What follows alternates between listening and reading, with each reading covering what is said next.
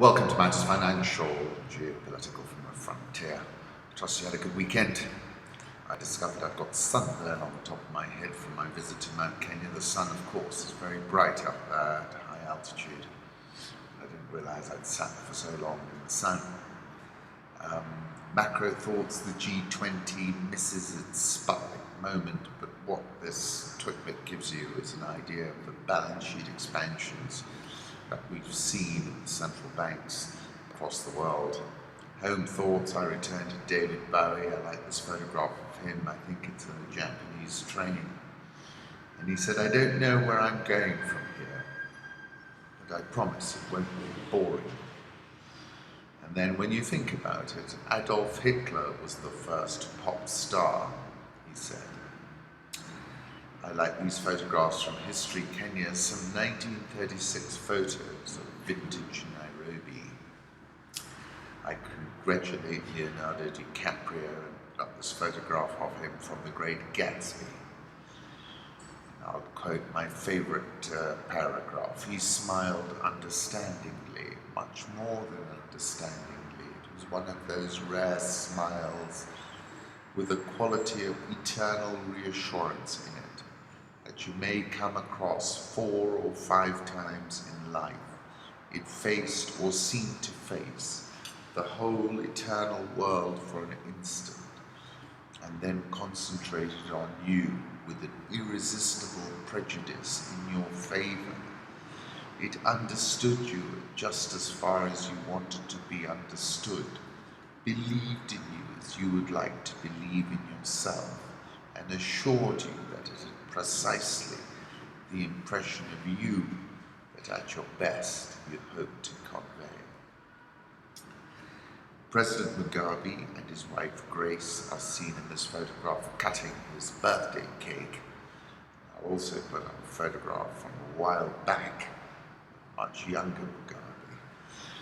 They clearly have the genes of longevity in the Mugabe family. His mother lived to over 100. So folks have been waiting for him to exit for quite a while. Might not happen as quickly as they might have thought. Crisis grips North Korea's Kim as China banks sanctions.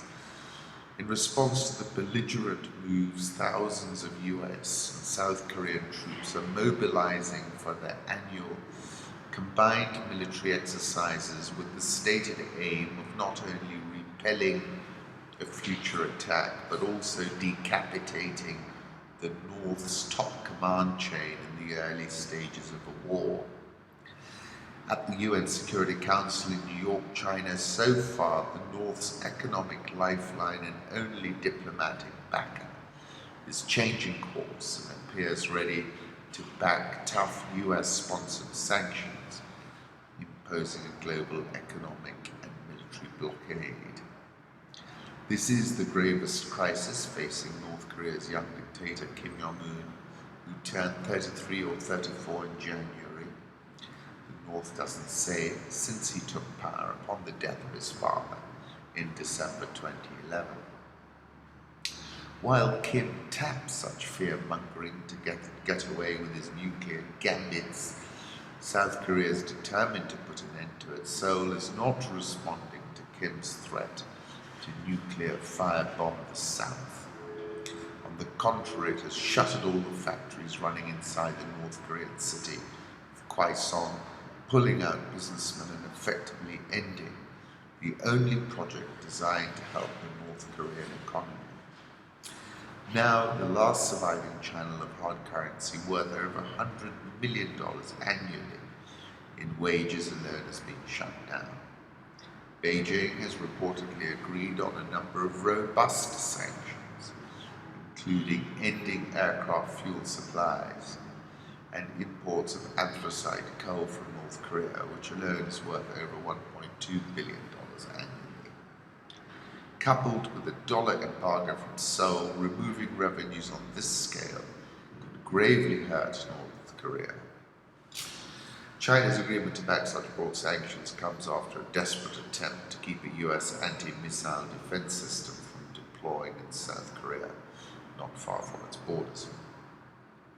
As for Seoul, it's not clear if at all it will reverse its agreement to have a terminal high-altitude air defense, or THAAD, system installed in its territory. I think the Chinese have hardened their position because they're not keen on the THAAD being positioned on the Korean Peninsula. I'll put up a photograph of a THAAD, Terminal High Altitude Area Defense, from Wikipedia. I came across this in the Atlantic eerily. The film also shows Gaddafi addressing Arab leaders at a 2011 Arab League summit and asking, after Saddam Hussein's execution, who among you is next? And of course, 24th of October 2011, I wrote, Gaddafi's body in a freezer. What's the message? Currency markets, the euro is down at 109.21, strong inflation numbers out of the US. Dollar index 97.89, Japanese yen 112.90. My target remains 105, Swissy 0.9963, the pound 138.79, the Aussie is at 0.7138, India rupee 68.545, South Korean won 1237.97, Rial 399.55, Egyptian pound 782.67, the Rand 1610.07. Negative is the new normal. Japan's yield negative out to 10 years, and its 40-year yields have dropped below 1%. Have a look at this twin pic that Holger posted. Dollar yen 112.88 last. I still think we're headed to 105. The Shanghai Composite dropped to a 15-month low, with the yuan weaker as investors were disappointed about a lack of measures during the G20. Gold is now the biggest winner of 2016. Have a look at this chart. Futures have advanced 9.3% since the end of January, poised for the biggest February gain since 1979. Have a look at this chart of crude oil production. It's gotten a little bit more spiky. Oil last trading at $33 in New York, but I think you can lean against 35.50 to reset shorts, because I don't think it's out of the woods yet. Deepening default fears cast shadow over Venezuela's oil flows. Venezuela grows closer to exhausting nearly every means of paying its debt. Some oil market participants are seriously pondering the possible implications of an unprecedented event, the default of a major crude producing company. State-run PDVSA faces around $5.2 billion in payments to bondholders in 2016, much of it in October and November. Some experts say it will be hard-pressed to meet after the government used nearly all its available cash reserves to pay $1.5 billion in maturities last week. A possible PDVSA default is worrying for everybody. They will not be able to pay suppliers. On the 10th of August 2015, I said the end is nigh for crude oil and oil producers from Caracas to Luanda, from Riyadh to Abuja. Put up a photograph of Caracas, Venezuela, and then another photograph of attempts to control the Zika mosquito in the slums of Brazil. My piece over the weekend was African markets and meta trends, and why Barclays' exit is a vote of no confidence in Zuma. I was at a reception given by the British High Commissioner last week when the High Commissioner to Ethiopia posed the question, what are the meta trends? And I thought, let's try and bring it all together. Let's start with the news announced Friday that Barclays PLC's chief executive, Jess Staley, has made the decision to exit Africa. This decision surely has not been taken lightly. Barclays has had operations in parts of Africa for almost a century. Barclays Africa Group, which includes the South African branch network ABSA, is one of the largest banks on the continent, With a 991 billion rand balance sheet, it has 45,000 employees, a third of all Barclays staff, and 1,267 branches across 12 countries, including Kenya, Ghana, Tanzania, Mozambique, and Uganda. Many reasons have been given, including the fact that the sale of Barclays Africa will add as much as 0.8 percentage points to Barclays' core capital ratio, and that the African unit's return on equity of 9.3% last year was below the bank's target rate of 11%. That Africa translates into Barclays carrying 100% of the reputational risk without 100% of the control. For example, in South Africa, the UK bank has a minority of board seats. The real reason, in my view, is the Zuma-Zupta volatility. Barclays Africa exit is a vote of no confidence in South African President Jacob Zuma, and by extension, in South Africa's gateway position. 2 days before South Africa's Finance Minister Pravin Gordhan presented his budget last Wednesday, Zuma described Van Rooyen as the most qualified finance minister his administration has had. Unless the president is stopped, Barclays PLC's move might well be the first in what becomes an avalanche of exits. Over Nigeria, we have an artificial naira foreign exchange rate. President Buhari is seemingly determined not to devalue the currency. Of course, the parallel market is a more accurate barometer and is trading at a significant discount to the official rate. For President Buhari to pull this rabbit out of the hat, crude oil needs to embark on a V-shaped recovery and head straight back to around $80 a barrel. It is not going to happen. The stock market has retreated 15.41% so far this year, and no one is going to put any hard currency to work when they could be facing a more than 35% at the least haircut down the track. The IMF still has a 3 handle for Nigeria GDP in 2016. That looks like a Hail Mary call to me, given the current situation. Here at home, we're now in the full year earnings season. You will recall that we've seen about 19 companies, that's 1/3 of the Securities Exchange, issue profits warnings. This is at least a 10-year high. The common thread running through these profits warnings has been FX impairments. East African Portland Cement was the latest company.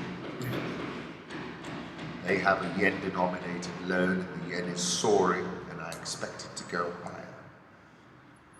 What we are, in fact, watching at the Nairobi Securities Exchange is a bifurcation. Think of a continuum. From the left, you have dishonesty. There are numerous examples. Then incompetency, then competency, and super competency.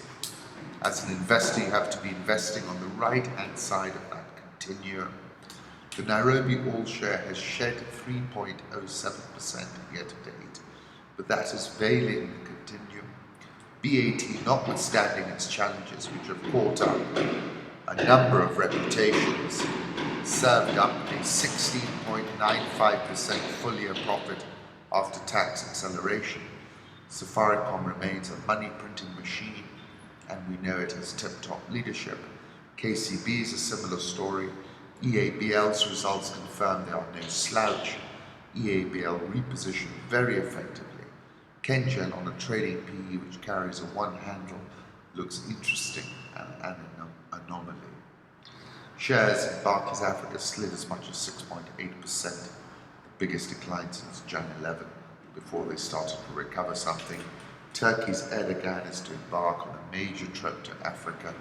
Will visit 4 West African countries next week, including Nigeria, in a sign of Ankara's desire to be a major influence in the region. Erdogan will begin his visit in Ivory Coast on Sunday, before travelling on to Ghana and then to economic powerhouse Nigeria. He will wrap up the trip in Guinea on Thursday itself. He's creating a strategic partnership with Africa. You see that in the flights and the destinations of Turkish Airlines and in much more. Talking policy, Rafael Marquez de Moraes, speaking about Angola. What is the situation in Angola at the moment? The situation is awkward because the country is in serious economic trouble with serious shortages of food and spiking inflation. And yet, when you watch the government's propaganda, the government's narrative, everything in the country seems to be on the right path and going okay. So we have these two competing images in which the state television, the national radio, and the only daily newspaper projects an image that the country is doing great every single day, and the reality is that you go to shops and you have a scarcity of milk and basic products. There's no garbage collection in the city, and now we have an outbreak of yellow fever, and over 70 people have died, those who have been accounted for by the government. There is a huge contrast between reality and the official narrative. The Ministry of Finance can't become a game of chicken. That is what it's becoming now. This is the fallout between Gordhan and President Zuma. Zuma described Van Rooyen as the most qualified finance minister his administration has had. A comment that really insults Gordhan, and everyone can see it. And more than that, I'm sure that comment forced Barclays Africa to take action. South Africa's benchmark stock index has been trading below its 200-day moving average for 3 months. It's headed lower. Dollar rand, big move on Friday, 16.10 now. Egyptian EGX 30 down 13.23% this year. Nigerian all share down 15.41% this year. Ghana Stock Exchange down 0.74% this year. Last week, Nicandro Durante, the head of BAT, announced that lawyers Linklaters had been appointed by the firm to investigate the corruption allegations in East Africa. According to various reports here in Kenya, the police are on high alert following intelligence reports of a planned terror attack on the main airports in Nairobi and Mombasa. That will not be good. Kenja and I attended their first half earnings release this morning, reported a 15.179% acceleration in first half earnings per share, electricity revenue up 26.557%, other income up 889%, total revenue up 52.041%, profit before tax up 121.207%. But obviously they had a tax credit last time, they're paying tax this time. That meant profit for the period was up about 16%, EPS up 15.179%. Renewable is driving their strong electricity sales growth. Have a look at this, have a look at the revenue gain. EBITDA was up 76%, profit before tax up 121%, profit after tax up 15%, total revenue up 52%. Very strong results. I thought I was at the earnings release this morning. We've also done an interview with Albert and we'll be editing that. Geothermal is now the second source of energy with an installed capacity of 513.8 megawatts. Strong results confirming the new trend line for earnings. Key challenges around valuation is the level of dilution around the rights issue. Even factoring in a strong dilution, it's a very cheap share in my view. Unga reported first half profit after tax slid 20.632%. Revenue was up 8.998%. Profit before tax was up 23.3%. But there was a non-repeat of a one-off gain, which meant that the organic story was veiled by the non-repeat of that one-off gain from the prior year. Ken shilling at a fresh 6-month high, 101.64. Nairobi all shares down 3.07% this year. NSE 20 is down 4.19% so far this year. And I think that the full year earnings release, which we're now into, KCB releases on Wednesday, is going to drive the stock market a little bit higher from here, particularly the tier 1 banking stocks. Once again, thank you for stopping.